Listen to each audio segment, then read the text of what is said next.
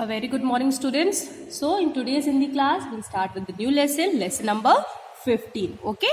ओस के मोती. ठीक है, इसके लिए आप अपनी बुक में पेज नंबर 75 खोलेंगे. पेज नंबर 75 में आपको पार्ट 15 दिया हुआ है. ठीक है, चलिए स्टार्ट करते हैं हम इस चैप्टर की रीडिंग.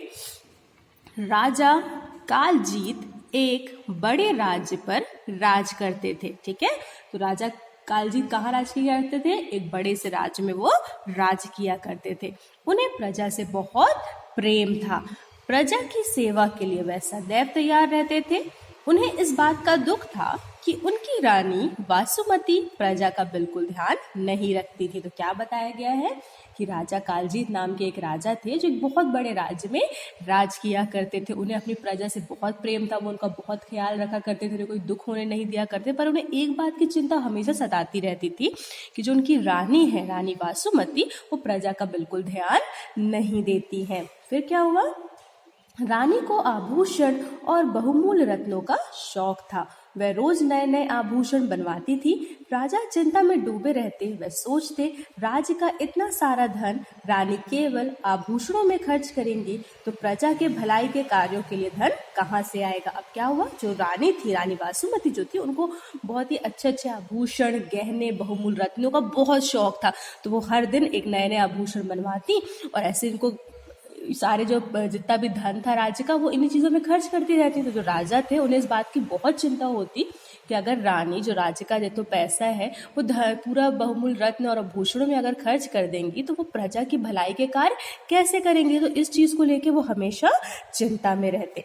फिर एक दिन क्या हुआ?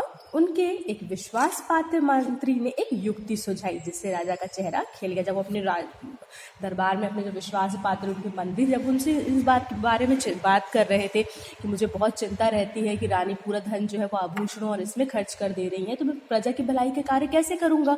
तो उनमें से एक जो उनका विश्वास पात्र मंत्री था, उसने एक युक्ति सुनाई, एक सुझाव सुझाया.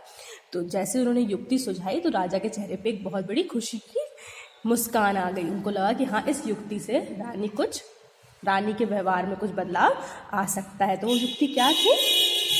राजमहल से थोड़ी दूर पर एक बगीचा था.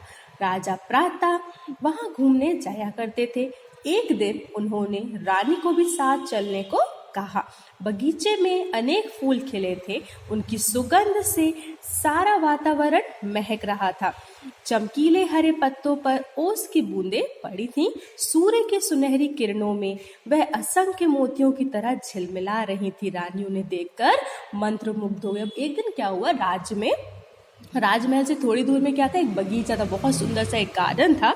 तो जो राजा थे वो प्रातः रोज सुबह वहां घूमने जाया करते थे. फिर एक दिन उन्होंने रानी से कहा कि आज आप भी मेरे साथ बगीचे में घूमने चलिए. तो वो दोनों साथ बगीचे में घूमने निकल पड़े. तो बगीचे में क्या थे? बहुत से अनेक तरह के फूल लगे हुए थे. तो फूल की खुशबू से जो पूरा वातावरण था वो महक रहा था. अब क्या था, क्योंकि ठंड का मौसम था, तो रात में जो ओस गिरी थी, तो पत्तों में, हरे हरे पत्तों में जो ओस की बूंदें गिरी हुई थी, वो सूर्य की किरणें पड़ने से कैसी दिख रही थी? सुनहरी मोतियों की तरह चमक रही थी. तो पूरे बगीचे में ऐसा लग रहा था कि असंख्य मोतियां पूरे बगीचे में क्या हुई हैं? बिखरी हुई हैं. तो जैसे ही वो ओस की बूंदों में सूर्य की रोशनी पड़ती तो बहुत ही अच्छी सुनहरी इनसे चमक निकलती. ये सब देखकर जो रानी थी वो बहुत ही मंत्रमुग्ध हो गई. उन्हें बहुत अच्छा लगा कि कितने सुंदर मोतियां पूरे बाग में झिलमिला रही हैं. इसके बाद क्या हुआ? इसके बाद उन्होंने महाराज से पूछा, महाराज, क्या ओस की बूंदें मोतियों में नहीं बदल सकती? उन्होंने पूछा कि महाराज, क्या ये जो ओस की बूंदें हैं ये मोतियां नहीं बन सकती? रानी ने पूछा. यह राजा को मालूम था कि रत्नों की प्रेमी रानी उनसे ऐसा ही प्रश्न पूछेंगी. वे मुस्कुराकर बोले, हाँ हाँ, क्यों नहीं. प्रत्येक रात्रि को देवता ओस की मोतियों की वर्षा करते हैं. हजारों ओस की बूंदों में से एक बूंद ओस की मोती होती है. अब उन्होंने, जो राजा थे, उनको पता था कि जो रानी है उन्हें रत्नों से कितना प्रेम है. तो ये प्रश्न रानी जरूर पूछेंगी कि क्या ये ओस की बूंदें मोती बन सकती हैं. तो राजा ने रानी से कहा कि हाँ हाँ. उन्होंने बिल्कुल मुस्कुराहट भरी इस मुस्कान से कहा कि हाँ हाँ, जो प्रत्येक रात्रि जब देवता ओस की मोतियों की वर्षा करते हैं और इन ओस की बूंदों में से एक क्या होती है? ओस की मोती होती है. अब तो रानी वासुमती ओस की मोती की जिद करने लगी. इस पर राजा ने कहा, जो व्यक्ति इन्हें पाना चाहता है उसे स्वयं ही ओस की मोती की खोज करनी पड़ती है. तो जो रानी वासुमती थी वो राजा जी से जिद करने लगी, नहीं मुझे भी अब ओस के मोती चाहिए, आप मुझे ला कर दो। तो राजा ने उन्हें समझाया कि जिस भी व्यक्ति को ये ओस की मोती चाहिए होते हैं उन्हें स्वयं जाकर इन्हें ढूंढना पड़ता है। तो आपको खुद जाना पड़ेगा बाग में और आपको खुद इन मोतियों को खोजना पड़ेगा। फिर इसके बाद क्या हुआ, तब तक दिन चढ़ आया, सूर्य की किरणों से ओस की बूंदें भाप बन गई थीं। रानी उदास मन से वापस महल लौट आई। पूरे दिन उसकी आंखों के सामने आगे ओस के मोती चमकते रहे। उसे अपने सारे आभूषण उन मोतियों के आगे फीके लगने लगे। अब क्या हुआ, ये बातचीत करते करते दिन निकल आया और जो ओस की बूंदें थी वो भाप बन के उड़ गई। अब ये देख के जो रानी थी उनका मन बहुत उदास हो गया, उनका मन किसी भी कार्य में नहीं लग रहा था। उनको अपने सारे आभूषण उन ओस की मोती के सामने फीके लगने लगे। दूसरे दिन वह बहुत सुबह ओस के मोतियों की खोज करने बगीचे की ओर चल पड़ी। बहुत देर तक ढूंढने के बाद भी वह खाली हाथ लौटी। अब तो रोज ही ऐसा होने लगा। इधर धीरे धीरे प्रजा को जब पता चला कि रानी रोज सवेरे बगीचे में जाती हैं, तो दुखी लोग दूर दूर से फरियाद लेकर आने लगे और रानी उनकी समस्याएं रास्ते में सुनती जाती। रानी ये सारी बातें महाराज तक पहुंचा जाती। अब क्या हुआ, इसी तरह से रानी हर दिन बाग में जाती और ओस की मोती ढूंढने लग जाती, लेकिन उनको ओस की मोती नहीं मिलती।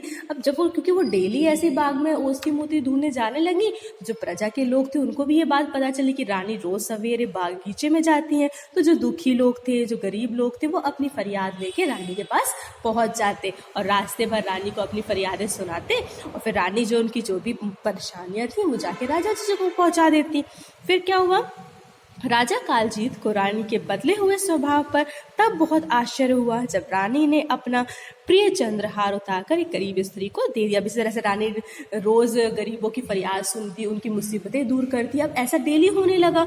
एक दिन राजा ने देखा, राजा को बहुत आश्चर्य हुआ कि जो रानी, जिनको आभूषणों से इतना प्रेम है, वो इतना पसंद करती हैं आभूषणों को, उन्होंने अपना प्रिय हार, चंद्रहार जो उनका प्रिय हार था, वो उतार कर एक गरीब स्त्री को दे दिया। अब क्या हुआ, अब रानी बगीचे में जाती तो थी पर मोतियों की खोज में नहीं। अब उसका सारा समय प्रजा के दुख दूर करने में बीतने लगा।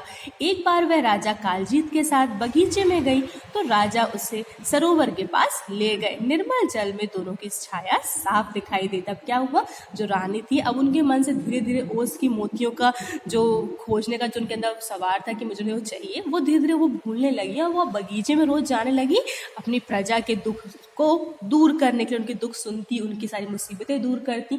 तो एक दिन राजा जो थे वो एक बार राजा उनके साथ बगीचे में गए और उनको बगीचे में एक बहुत ही सुंदर सा सरोवर था, वहां पे उन्हें लेकर गए और सरोवर के साफ पानी में उन दोनों की झलक दिखाई दे रही थी। रानी के मस्तक पर श्रम करने से पसीने के बूंदे झलक आई थी। राजा ने कहा, देखो महारानी, तुम्हारे मस्तक पर वे ओस के मोती कितने सुंदर लग रहे हैं। जैसे रानी जो थी, क्योंकि उन्होंने दिन भर बहुत परिश्रम किया, सारे गरीब लोगों की फरियादें सुनी, उनकी मुसीबतें दूर करी। ये सब करते करते क्या हुआ, मेहनत के कारण उनके पूरे माथे पे क्या आ गई, ओस की बूंदे, यानी पसीने की बूंदे झलक रही थी। तो सरोवर में देखने में ऐसा लग रहा था जैसे ओस के मोती या फिर मोतियां जो है उनके मस्तक पर है। जो तो राजा ने बोला कि आपके मस्तक पर ये ओस के मोती कितने सुंदर लग रहे हैं। रानी ने एक पल अपनी छवि पानी में देखी और लजा गई। जैसे रानी ने अपनी छवि पानी में देखी तो उनको देख के शर्म आ गई। अब बगीचे के बाहर सब संतुष्ट प्रजा रानी की जय जयकार कर रही थी। जैसे वो बगीचे के बाहर आए, उन्होंने देखा, क्योंकि प्रजा बहुत संतुष्ट हो गई थी, रानी सबकी मुसीबतें परेशानियां दूर कर रही थी। ये सब देख के पूरी जो प्रजा थी वो रानी की जय जयकार कर रही थी और इन सबसे राजा की जो चिंता थी कि रानी प्रजा का ख्याल नहीं रखती है, वो भी दूर हो गई और अब सारी प्रजा संतुष्ट होकर सबकी जय जयकार कर रही थी। ठीक है, तो ये था पार्ट 15 ओस के मोती। ठीक है, अगली क्लास में हम इस चैप्टर के शब्दार्थ कॉपी में लिखेंगे।